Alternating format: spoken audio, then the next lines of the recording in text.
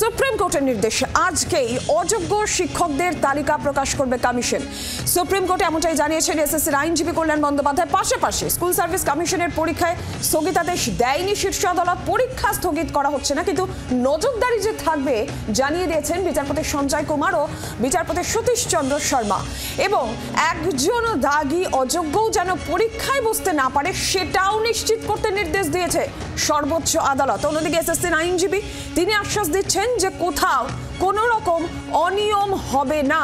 এই আশ্বাস এসএসসির আইনজীবী কল্যাণ বন্দ্যোপাধ্যায়। স্কুল সার্ভিস কমিশনের তরফ থেকে আইনজীবী কল্যাণ বন্দ্যোপাধ্যায় তিনি যেমনটা জানিয়েছেন যে কোনো রকম কোনো অনিয়ম ক্ষেত্রে হবে না এবং আজকেই অযোগ্যদের তালিকা প্রকাশ করা হবে এমনটাই জানিয়ে দেওয়া হয়েছে এসএসসির তরফ থেকেও। কিন্তু পরীক্ষা স্থগিত হচ্ছে না, যেমনটা শীর্ষ আদালতের নির্দেশ। স্কুল সার্ভিস কমিশনের পরীক্ষায় স্থগিতাদেশ সুপ্রিম কোর্ট দেয়নি, তবে নজরদারি থাকবে জানিয়েছেন বিচারপতি সঞ্জয় কুমার ও বিচারপতি সতীশ চন্দ্র শর্মা। আর এসএসসির তরফ থেকে 1900-এর মতন অযোগ্য প্রার্থীর তালিকা প্রকাশ করার কথা বলা হয়েছে। সেক্ষেত্রে আজকেই সেই তালিকা প্রকাশ করা হবে এসএসসির তরফে, এমনটাই জানিয়ে দেওয়া হয়েছে। 7 এবং 14 সেপ্টেম্বর যে পরীক্ষা দিন নির্ধারিত হয়েছিল, নির্ধারিত দিনেই পরীক্ষা হবে। পরীক্ষায় কোনো স্থগিতাদেশ শীর্ষ আদালতের নেই, কিন্তু অবশ্যই নজরদারি যে শীর্ষ আদালতে থাকবে সেই বিষয়টাও কিন্তু স্পষ্ট করে দেওয়া হয়েছে। অযোগ্য শিক্ষকেরা কোনোভাবেই পরীক্ষায় বসতে পারবেন না। একজন দাগী অযোগ্যও যেন পরীক্ষায় বসতে না পারে সেটাও নিশ্চিত করতে নির্দেশ সর্বোচ্চ আদালতের।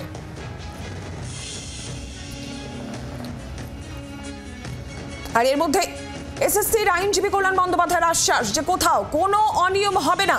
এই আশ্বাস এসএসসির আইনজীবী কল্যাণ বন্দ্যোপাধ্যায়। আমরা একটু বিস্তারিতভাবে জানি। শ্রেয়সী গঙ্গোপাধ্যায় সরাসরি প্রতিনিধি রয়েছেন আমাদের সঙ্গে। শ্রেয়সী, ঠিক কি আপডেট?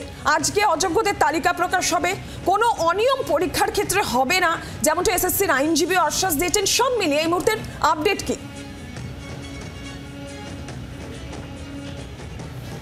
দেখো, তোমাকে যেটা জানিয়ে রাখি যে গতকালই সুপ্রিম কোর্টে সেক্ষেত্রে কল্যাণ বন্দ্যোপাধ্যায় তিনি যেটা বলেছেন যে স্কুল সার্ভিস কমিশন আজকেই অযোগ্যদের তালিকা প্রকাশ করবে এবং সেই মতোই কিন্তু আজকে অযোগ্যদের যে তালিকা সেই তালিকা প্রকাশ হবে। এবং যেটা জানা যাচ্ছে যে প্রায় 1900 অর্থাৎ 1900 প্রায় 1900 অযোগ্যর তালিকা কিন্তু সেক্ষেত্রে প্রকাশিত হবে, যারা এই 9, 10, 11, 12-এর শিক্ষক বা শিক্ষিকা হিসেবে যারা কাজ করেছেন সেই রকম অযোগ্য যারা অযোগ্য অর্থাৎ অসৎ উপায়ে যারা সেক্ষেত্রে চাকরিতে ঢুকেছিলেন নির্দিষ্ট নিয়ম না মেনে, সেই অযোগ্যদের তালিকাটাই কিন্তু আজকে প্রকাশিত হবে। এক্ষেত্রে এই যে তালিকা সেই তালিকা প্রকাশিত হওয়ার পরে যেটা সুপ্রিম কোর্ট যেটা বলেছে যে এক্ষেত্রে অযোগ্যরা কিন্তু কোনোভাবেই পরীক্ষায় যাতে না বসতে পারে সেদিকে নজর দিতে হবে এবং সেটা স্পষ্ট করতে হবে। সেই অনুযায়ী কিন্তু যেটা জানা যাচ্ছে স্কুল সার্ভিস কমিশন সেই অনুযায়ী কিন্তু নির্দিষ্টভাবে এই তালিকা প্রকাশ করবে এবং সেক্ষেত্রে পরবর্তীকালে জানিয়েও দেওয়া হবে সুপ্রিম কোর্টের যে অর্ডার সেই অর্ডারও কিন্তু স্পষ্টভাবে সকলকে জানিয়ে দেওয়া হবে।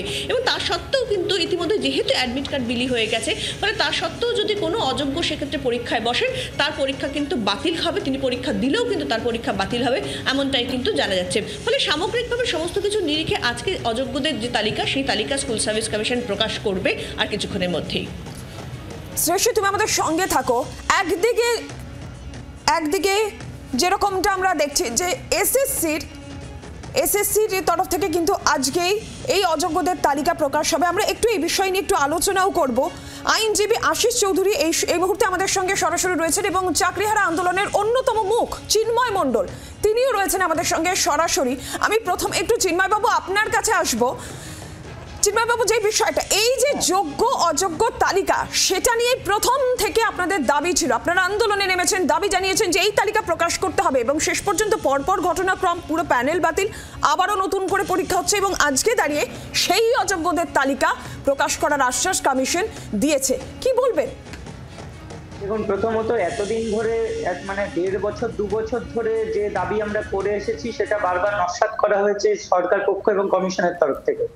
কোর্টে দাঁড়িয়ে ভর্সিত হওয়ার পরেই কল্যাণবাবু এটা বলতে বাধ্য হয়েছিলেন যে আমরা তালিকাটা দেব। আমাদের প্রশ্ন হচ্ছে, যদি অযোগ্য তালিকা দিয়ে দেওয়াই হয় এবং অযোগ্য কারা সেই মানে 1900-র কাছাকাছি যেটা বলা হচ্ছে, যেটা আমরা জানি 1803 জন এক্সাক্ট ফিগার, তাহলে সেই তালিকা যদি দিয়ে দেওয়া হয় এবং তাদেরকে ওই স্কুলে পাঠানো হচ্ছে না, তাহলে যারা যোগ্য, যারা আনটেন্টেড, কোর্ট বারবার বলছে সিবিআই লিস্ট অনুযায়ী, তাহলে সেই জায়গায় তাদের চাকরি কেন ফিরবে না? এটাই তো প্রশ্ন। তাহলে তাদেরকে কেন পরীক্ষার মুখে ঠেলে দেওয়া হচ্ছে? এটাই তো আমাদের বোধগম্য হচ্ছে না। যেখানে ক্লিয়ার হয়ে যাচ্ছে এরা অযোগ্য, বাকিরা যোগ্য, তাহলে তাদেরকে কেন স্কুলে ফেরানো হবে না? মানে তাদেরকে কেন চাকরিটা ফেরানো হবে না? পরীক্ষায় কেন বাধ্য করা হচ্ছে তাদেরকে? আর বলুন তো, আজকে কোর্টে দাঁড়িয়ে সরকার পক্ষ এত গড়িমসি করছে, ভুলভাল তথ্য দিচ্ছে। প্রথমে বলছে তালিকা প্রকাশ পেয়ে গেছে, তারপরে সিনিয়র অ্যাডভোকেট বলছে না, দেওয়া হয়নি, তাকে বর্ষিত করা হচ্ছে।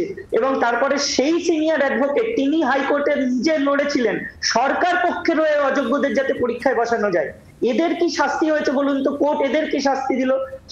কোর্ট বলছে যদি অযোগ্য একজন পরীক্ষা বসে বা দেখা যায় এই প্যানেলে আছে, তাহলে কিন্তু সরকারকে শাস্তি দেওয়া হবে, মানে রাজ্য শাস্তি পাবে।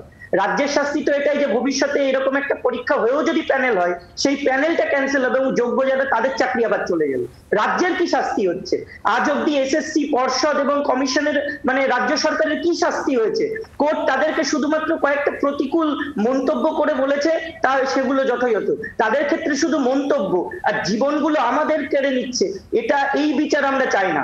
আমরা চাই যথাযথ শাস্তি যেন তাদেরকে দেওয়া হয়, এবং যদি অযোগ্যদের তালিকা প্রকাশ পেয়ে যায়, তাহলে বাকি যারা যোগ্য তাদের চাকরিটা কেন বহাল থাকবে না? তাদের চাকরিটা ফিরিয়ে দিক।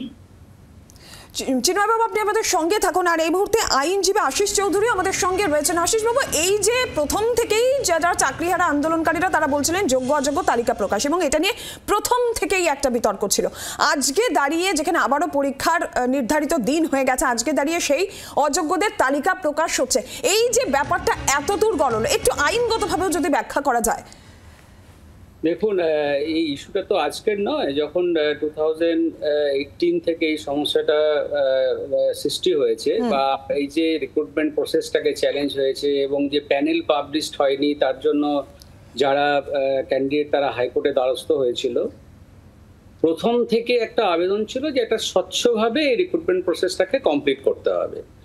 কিন্তু আমরা বারবার দেখেছি স্কুল সার্ভিস কমিশনের এই ক্ষেত্রে একটা ধোঁয়াশা ছিল এবং মানে তাদের সহযোগিতার অভাব ছিল।